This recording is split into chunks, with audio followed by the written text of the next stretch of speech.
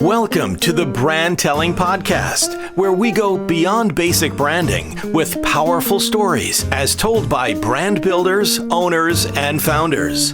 Now, here are your hosts, Chief Brand Teller Arthur Germain and the Brand Chef Asaf Bachman.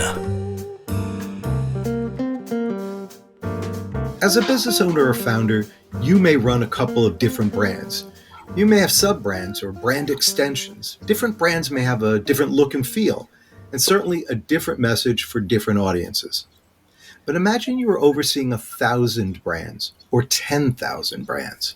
There must be something that unites all these brands. Hopefully, right? But each of those brands also needs its own identity and audience.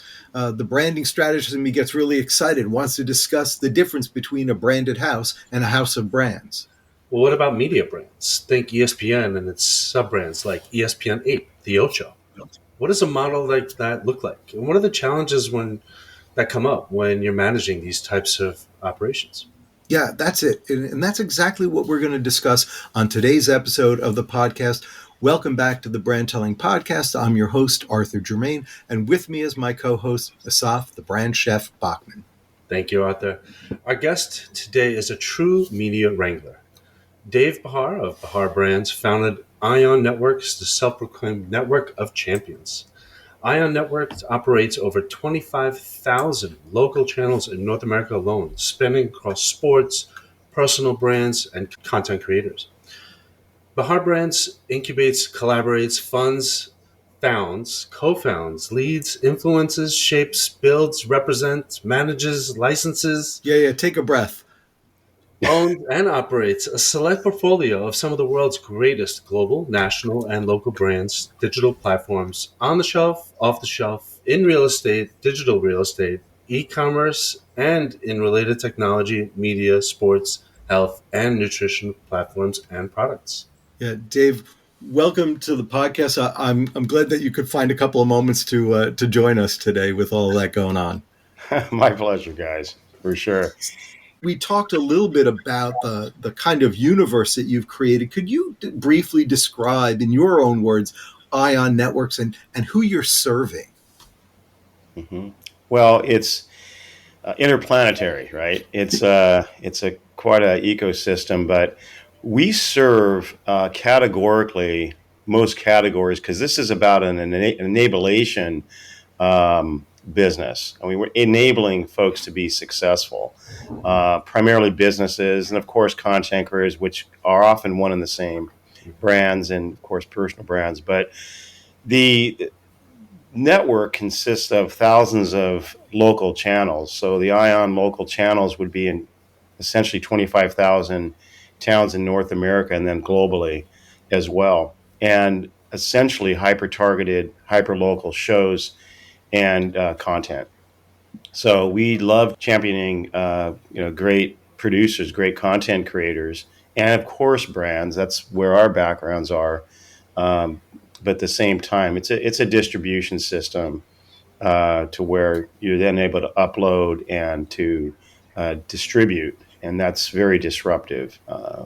Unlike some of the late great platforms, you can target your How do you see yourself versus like a Spotify or one of those distribution networks? Well, first, with all due respect to a great platform, that's Spotify, we don't see ourselves as in competition, but in terms of a kind of a comparison. So our producers, the content creator, if you will, the brands get to choose where they would like to distribute, what town, what category, what industry. And then, of course, on the other side of it is we have the capability to distribute, not just in the entire social economy, but also through email and such. So we make sure that visibility is there and is monetized accordingly. So Spotify, the example would be is it's sort of one entry point, if you will, let alone you being able to choose any song, any artist. The same goes with Ion, but at the same time, when you're talking about being proactive and actually then looking for, let's just say as a business solution, or you have a certain audience you definitely want to reach, we're able to have you reach that audience through our network. How much are you producing yourself, and how much are you providing a platform for the creators? So we do have a production and then a distribution company, and I like to kind of basically say that we have a reducing amount of content we're creating because of the increasing amount of licensed content or content creators. So that would be a decreasing amount of things we, shows and video and such that we do. So today it would be probably in the range of 75%, but that's going Mm-hmm. to shrink down to easily 5%. We love production, but we're also doing it on behalf of, again, great relationships. But it's a matter of the invitation coming into the network, and we want this to be, of course, the network of champions and being able to be that platform, as an interactive podium. Yeah, that's great. And these are all these are all internet platforms, or any working with anything like with smart TV. Is there anything that's there as Yeah, well? sure. So routinely, web and mobile, Right. accessible, but at the same time, our OTT platform, which would be Apple TV, Android, Roku, and that there is a growing number of TV apps that our shows distribute through, especially our leagues. But so it's we're multi-platform. Originally, in like what I call say the early days, there was a cable plan, but that was ditched. Of course, seeing the pipes opening up, et cetera. So now it Right. is all about We've the seen the cable companies go between the are we content creators, are we content enablers, and the FCC has fun with them on that run. So I Right. wanted to ask you, Dave, as your network grows and all the different hyper targeting of the different locales grows, do you find yourself having to look for a lot of new content, or are you drawing new content into like an inbound type of way? Yeah, that's a great question. It's really both. I mean, our growing what would be content curation team Hmm. in looking for content, but content finds us. I mean, great entrepreneurs, great content creators find us, but then we know we need to be very much about outreach as well because it's a noisy world out there. Yeah. Right. What would you say has been the best source of like inbound content for you? Well, we do in sports. We have always been involved in sports my entire career, but sports wise is a great attraction. So in our either exclusive or semi-exclusive relationship with leagues, well, in those leagues are teams and athletes and brand partners. And of course, we get quite a bit involved in the brand partnership side, but that alone is an attraction that enables inbound. And of course, the distribution through the socials. So, in other words, if it's not being, if those content creators aren't already in our network, they're at least distributing ours or their content through the socials, which include us. So either way, it's not just what you call reciprocal, but we're here to help them succeed, and we promote and do alignments that help attract. Of course, it's a big world out there. So, Right. but Give us sports an is idea of what's an example of a league that you might work with that's up and available and popular in your channels. yeah. So we of course we're credentialed with most of the major sports, and we deal with that accordingly. And some level, of course, studio work. But um, one example would be arm wrestling, the Ultimate Arm Wrestling League, Oh, that's awesome. or we actually just more or less help create the Night Fighting League, which is armored combat. So you can then look those sports up. They have their own worlds, but indeed we are the network that then brings it, and that's the KFL. So KFL and Ion, UAL and Ion, and it goes on because here are these niche sports that have these Right. massive audiences that aren't always, recognized by outside the markets, but that's where Right. we succeed is delivering in those niches and to those, those audiences, which in many ways they're niche, but they're also quite significant in terms of audience size. And Arthur and so, I have recently got into pickleball. Are there any yep. pickleball content? We love Well, it. pickleball, it's kind of a pickle back and forth internally, but so we love pickleball. And I would say that there's some announcements coming very soon in that space. That's great. Because Nice. the world of sports, there's 150 plus different sports, and then Right. varying disciplines. Right. And we have our favorites, even those sports that we may have played when we were either growing up or in high school or in college, and professionally, because there's some professional athletes on our team. But yeah, pickleball, it's a great sport. It's for certain demographics. It has great energy behind it, and Yeah. does reach. But at the same time, we always look at what that viewership looks like, because again, it's helping those sports and those organizations succeed. So, That's right. That's absolutely right. Without viewers, yep, nobody, just yep, wouldn't get around. yeah. Right. We have a way to find those viewers and get them acclimated with great stuff, but at the same time, you've got to have a participant base generally, and or an affinity to great content. And we've noticed that even in, of all things, our PRL, which is Pig Racing League. These pigs are great athletes, but they don't have their own personal followers, but they have massive on location audiences. And but people want to watch it. They're just not playing it because they're not pigs. Sure. The so as you're building out these different networks, either looking for the audience, or looking for the content, and those things finding one another, what would you say is kind of the biggest challenge for you in managing so many different brands, under the big umbrella of II? I would say technology is always a challenge in how it's presented, and then also the competitive nature of social media, for one, because there is a lot of folks that are basically grabbing that content, not necessarily calling it their own, but it's just a very competitive. It's very Right. competitive out there, of course, and we don't like to compete. We just like to win.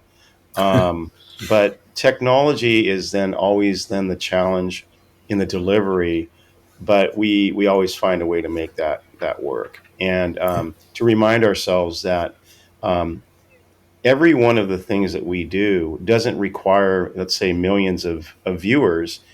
It just requires a identifiable viewer set that we then cater to, or indeed our brand partner or organization that's we're affiliated with is trying to cater to meet the needs, particularly from a monetization standpoint. So, as part of our work with attracting brand partners, sometimes those hurdles are making them aware of the opportunity, which just like Sure. any other opportunity, right? So, but automation, I say technology, but it then comes down to automation, and we're just always trying to continue to automate those offers, and to have folks be attracted into the network and also outside the network, which is part of our distribution.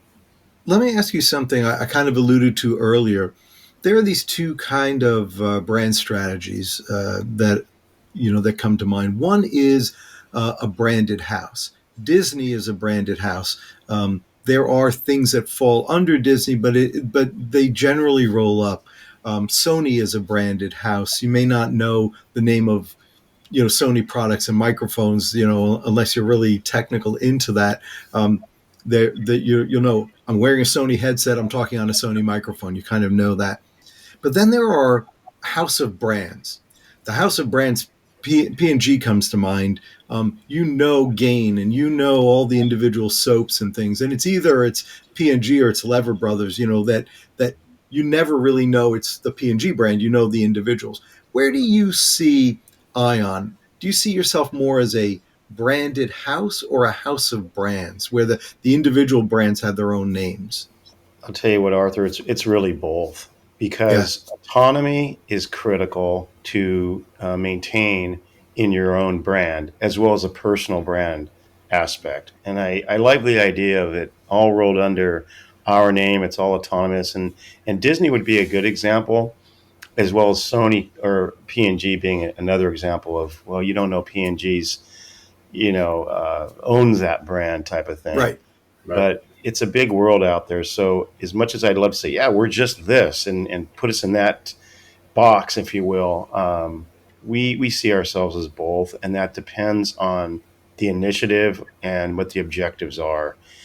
The main thing is that folks know that they can rely on Ion and to deliver kind of both parts, because again, historically, I'm a brand and business developer, and have had success where it wasn't necessarily linked to a network brand, if you will.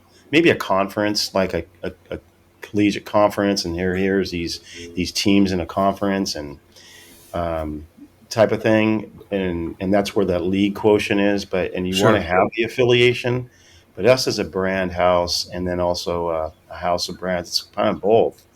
And but hey, you're dealing with lots of different layers too, right? Because you've got you may have starting right down at an individual player who's part of a team, who's part of a league, who's yeah, and they have their own personal brand too, and we want them to have their personal brand. Of course, we would love for them to be found on our platforms, but at the same time, everyone's a network these days. And as long as you can recognize that, whether people are taking advantage of their opportunities or not is another story, really personally or business-wise. But again, it's I think that's where we all win. So we recognize both. But if you'd like to help us define that in what you do, we can have that conversation. And even now, I have seen this emergence of the hybrid brand that is a hybrid between as you've just discussed, specifically as brands begin to emerge and they're recognized, especially by their own smaller audience. The brand is recognized, not necessarily by the platform, and that's okay. You're providing the platform on behalf of the brands. The brands are then providing the content on behalf of the audience, and it becomes okay that way. You could see that when we talk about Disney before. Marvel, Marvel or Pixar are still, they're sub brands now to Disney. And I think Disney's okay with that, as much as Disney can be okay with anything. I think they're okay with, with that kind of sub branding that runs. They bought in some pretty major equities there.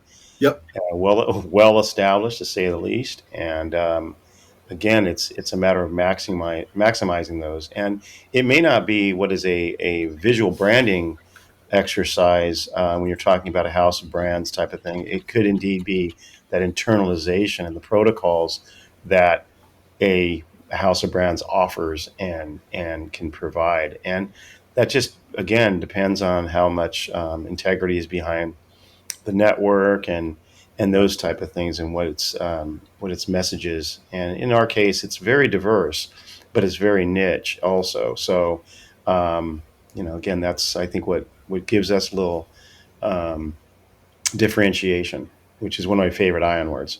So. In a moment, we're going to get back with Dave Behar regarding Ion Networks and find out more about his brand story. Hey, if you're enjoying the Brandtelling Podcast, there are 3 ways that you can work with us. First, become a guest on the podcast.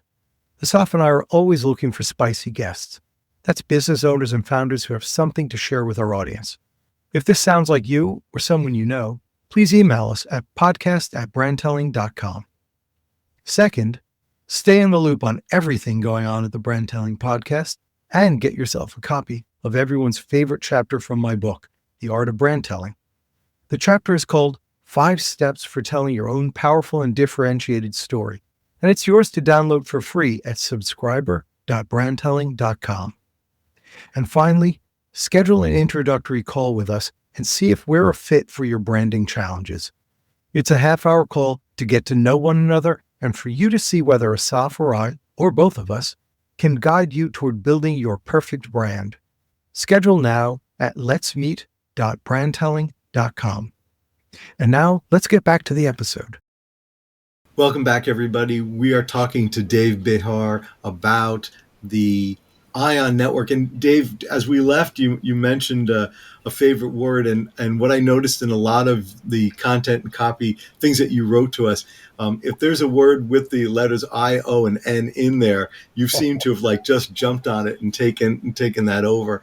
Maybe you can talk a little bit about, what you see as kind of your mission and vision for the ION, and why that word was really something that just stuck out to you.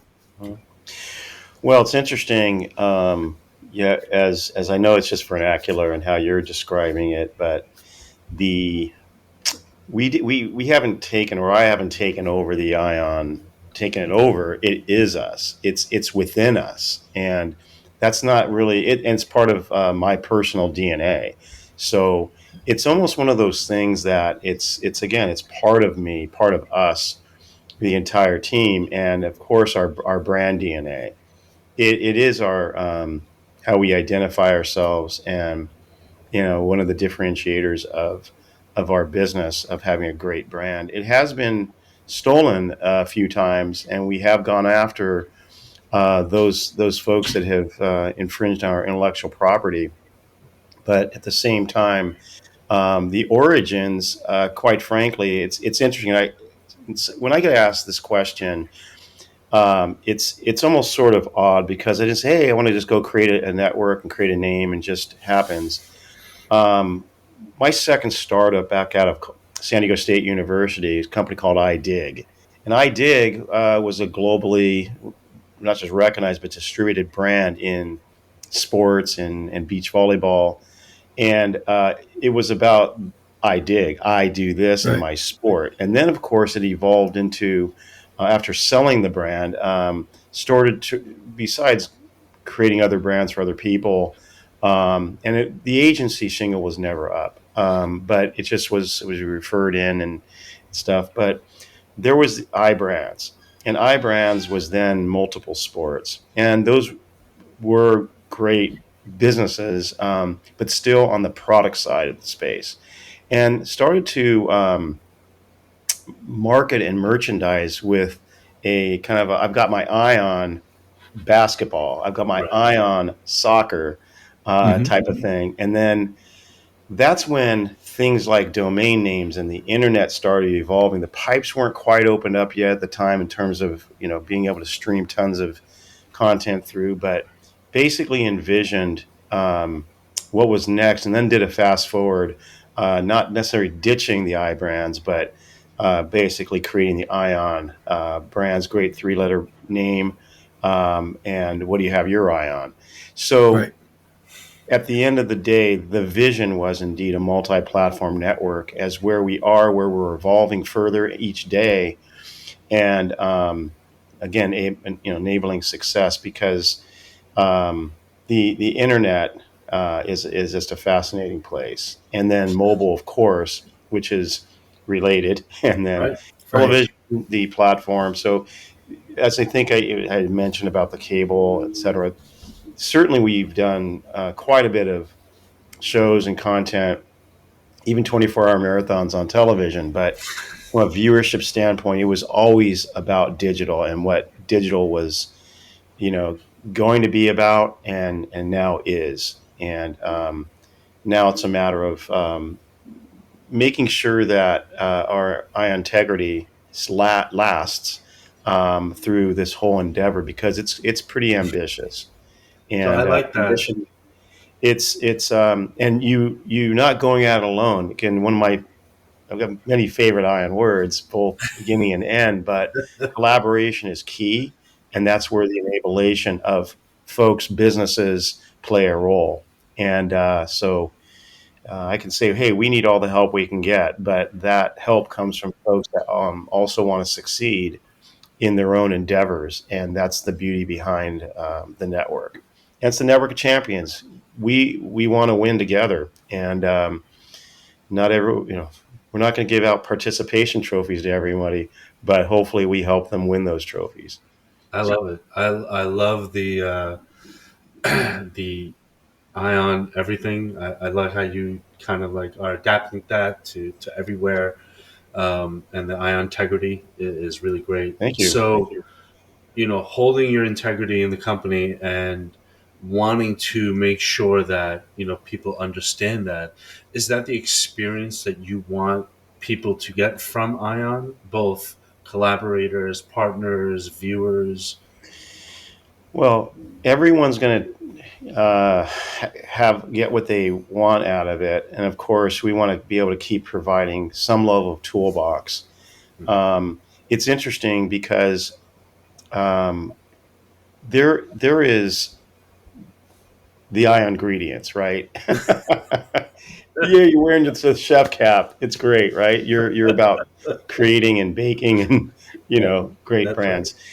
Right. But so with that is what are our choices of things that we support? Which it's really a multifunctional support and across multiple industries, geographics, of course. But fairly recently, we supported and are continuously involved in San Diego State University, which, of course, there's involvement in multiple schools. But ion intelligence rose because there was more or less a event that was about AI. And of course, AI, as you know, is all the buzz, but AI has been used for several decades. You just didn't know it. And the best companies have utilized it and have scaled and grown as a result.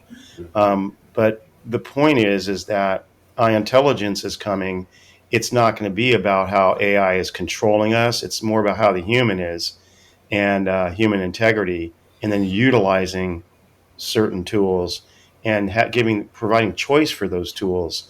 Again, for you to succeed both as a person and also in business. So it seems broad stroked in a way, but it's also how we may be addressing AI, the pros and cons, as part of our, not just our ion ecosystem, but just the world in general. It is definitely there's good, bads, and uglies, right? Yeah. And that's its own conversation. But that's where ion intelligence will live and I breathe. really like how you've leaned into the word integrity. And, I think people hear the word integrity and they think of it, like the personal integrity, meaning, the people say integrity is, how you behave when somebody's not watching, that kind of thing. Yeah.